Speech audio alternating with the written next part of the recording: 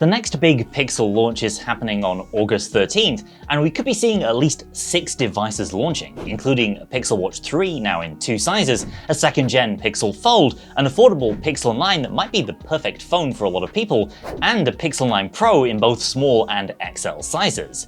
And since in 2024 everything is AI, we'll probably get a closer look at how the new Gemini assistant is going to shape up on smartphones alongside the typical generative slop we've seen from other manufacturers. But let's not get too far ahead of ourselves. Google has said very little about its Pixel launch event besides confirming the date itself, August 13th, and giving us a glowy outline of the device we've seen leaked in various forms over the past few months. Because of course it's a Pixel launch and it wouldn't be right if a whole bunch of stuff hadn't already leaked. So starting off with the base Pixel 9, it's a direct successor to the Pixel 8, and depending on which rumors you believe, it may serve a kind of dual role as the successor to the Pixel 8a with an eventual price cut next year. So from a whole bunch of leaks, including CAD renders, Google's own teaser, and most recently an in-person hands-on TikTok, we can see the evolution of Google's design language. Still sticking with that camera bar around back, but losing the join between the lens segment and the outer frame. It's now an island of metal protruding through that glass back panel here. I think this video gives the illusion of a slightly chunkier camera bar than before, but after looking again at my Pixel 8 Pro, to me the thickness in these two seems about the same. The flatter design is a little bit more iPhone-like, I've got to admit, and the same applies to the shape of the metal sidewalls here, very reminiscent of the current 15 Pro and Pro Max. The Pixel 9 looks like the only one of the trio to feature a dual camera setup, just wide plus ultra wide here, and based on live photos of the Pixel 9, 9 Pro and 9 Pro XL, the lenses for the wide and ultra wide look almost identical across the entire trio of devices.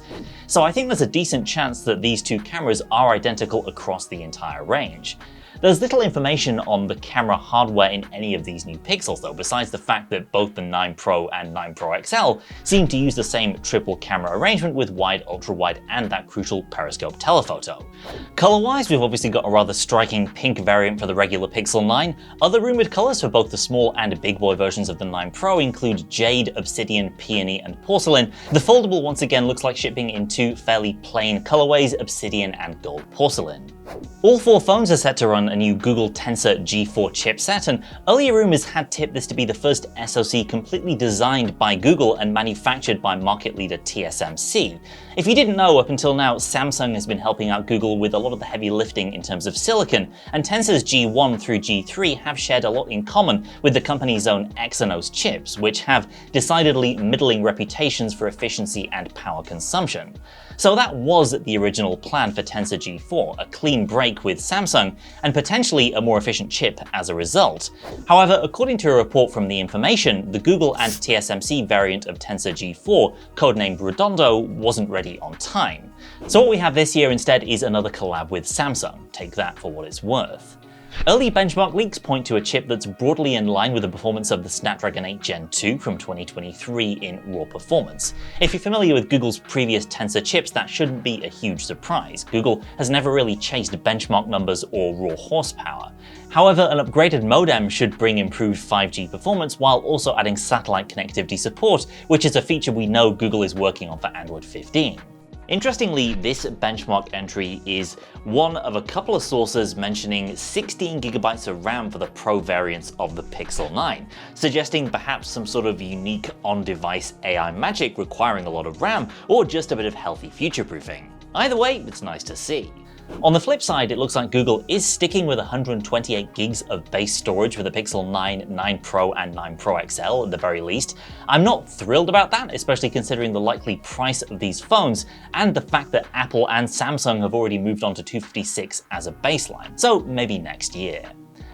And improved displays are reportedly coming to all 3 Pixel 9s, with updated Samsung M14 panels tipped to arrive in Google's next-gen phones. For context, the S24 Ultra uses an M13 panel, which you'll note is 1 M less. Korea's ET News claims higher peak brightnesses and longer lifespans as being among the benefits, though there's no word on whether it might also include the legendary Gorilla Armor glass display of the S24 Ultra with its reflection-cancelling magic. Fingers crossed on that one. Stepping up to the Pixel 9 Pro and 9 Pro XL, this is the first time we've seen premium pixels in two sizes since the Pixel 4 in 2019, so fantastic news for anyone who appreciates a good small phone.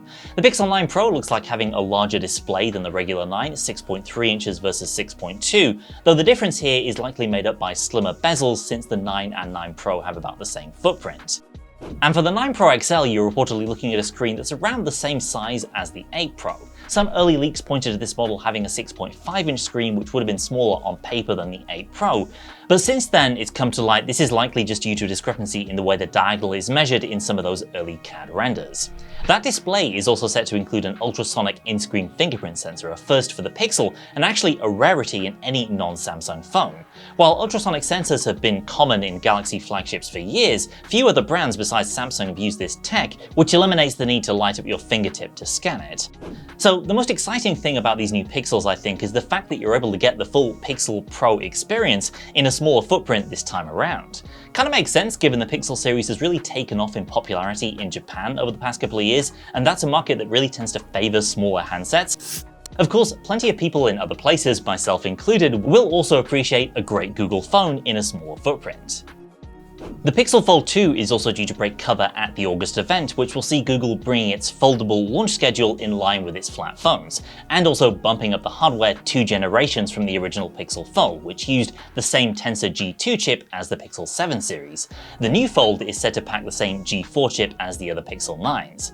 As such, the name is reportedly Pixel 9 Pro Fold, which I guess makes sense in terms of framing it in the same tier as the other 9 Pro devices, but I don't know, it's also just kind of an unwieldy name. A lot seems to be changing in this second-gen Google Foldable though. Most notably, the passport-style dimensions of the OG Pixel Fold have been switched for a more traditional large form-factor foldable design, similar to a OnePlus Open or Honor Magic V2. That makes the cover screen much more like just a regular smartphone. And numbers-wise, it means an internal 7.9-inch panel and external display likely measuring somewhere between a Pixel 9 Pro and 9 Pro XL. The reported dimensions also point to it being thinner than the just-launched Galaxy Z Fold 6 from Samsung, though around 0.5 millimeter or so off the cutting edge of Honor's upcoming Magic V3 phone recently announced for the Chinese market. My biggest beef about this design though has to be what they've done to the camera bar. We've gone from this being an iconic design feature reimagined for a foldable in the original Pixel Fold to just this blob of sensors in the top left corner here. I'm guessing physical space constraints were the likely reason for this, given there's less space to work with on the horizontal now, but yeah, I'm still not a big fan of this look. Other hardware leaks point to an in-display cutout for the selfie camera on the internal display, as opposed to housing it within thicker bezels like the first Pixel Fold. Probably the right decision there in my opinion. Whichever Pixel 9 you're talking about though, expect to be inundated with a slew of new Google AI features on these phones, starting of course with the new Google Gemini Assistant already teased on stage at Google I/O in May. In Mountain View at that conference, the departing Android engineering boss Dave Burke showed off how Gemini could help with everything from cutesy image generation to summarizing the rules of pickleball based on a PDF or even a YouTube video. That's pretty table stakes stuff for any ChatGPT-like LLM. And there were some intriguing AI-powered call safety features demoed too. This being Google though, which has been going hard on AI since 2018, we can expect Gemini's feature set to be boosted even further with new announcements coming at that August event. Some specifics come to us via a late-breaking leak from Android Authority. Screenshots unearthed by the site point to 3 as-yet unannounced features, while also bringing existing Gemini and Circle the Search features under the Google AI branding. So Add Me sounds like an extension of Google's existing photographic features like Best Take. The description here promises to make sure everyone's included in a group photo. This could mean some sort of AI feature to artificially add additional people into group shots, but it's not totally clear how this would actually work. More interestingly, the screenshots feature looks like Google's version of a Microsoft Recall-like AI screenshot scanning capability. Now Recall, which is always watching and constantly taking its own screenshots in the background on Copilot Plus PCs, has been met with a very mixed reception. With some of that controversy in mind, it seems like Google's feature will only process screenshots you actually take yourself, which should eliminate some of that creepy factor. So for example, if you take a screenshot of a particular set of flight options, Google will be able to remember those and answer questions on them later. Meanwhile, most sensitive apps on Android like banking apps already block the OS from taking screenshots anyway. And there's also a new AI Studio app referenced in this leak, which would seem to point to an image playground-like feature where your Pixel might be able to create photos or even videos based on your drawings or a text prompt. So far, these features appear to be pretty disparate in nature though, so it'll be interesting to see how Google actually goes about tying it all together into this new Google AI brand. And finally, we are of course expecting a refreshed Pixel Watch to arrive alongside Google's new phones, though the specifics are a little sketchy. The biggest change this time around seems to be the arrival of a larger size for the Pixel Watch 3, a Watch 3 XL if you like. Welcome news for those with larger wrists for whom the existing Pixel Watch size may have seemed a little bit too dainty. Other purported upgrades, according to a report from Android Authority, include new displays with up to 2000 nits of peak brightness, a big upgrade from the Pixel Watch 2's 1000 nits, along with the slimmer bezels in both variants, a full millimeter less than the previous model. And ultra-wideband radio support is also tipped for the Pixel Watch 3, which could, among other things, make it look hateable by Google's Find My Device network. Supposedly, battery capacity and SoC upgrades will have to wait though, as both are reportedly unchanged from last year. Potential pricing information is also a bit vague at the moment, but we do have one tentative set of prices from a French retailer as of mid-July. Deal Lab suggests a pretty steep price hike, with even the base model 128GB Pixel 9 coming in at €899, rising to almost €1,200 for the 9 Pro XL. Worth noting, these prices are definitely not confirmed, and pricing is one of those things that can change right up to the hour of announcement, but still, between higher-end components being used and another year of pretty high inflation, perhaps not too surprising to see Google asking for a little more. So that's it for now. We'll learn more later in August as we get our hands on everything Google's about to announce in its Pixel 2024 lineup. Stay tuned to subscribe for more of everything we've discussed in this video, and be sure to let us know which one you're looking forward to the most down in the comments. Thanks for watching, and I'll see you next time.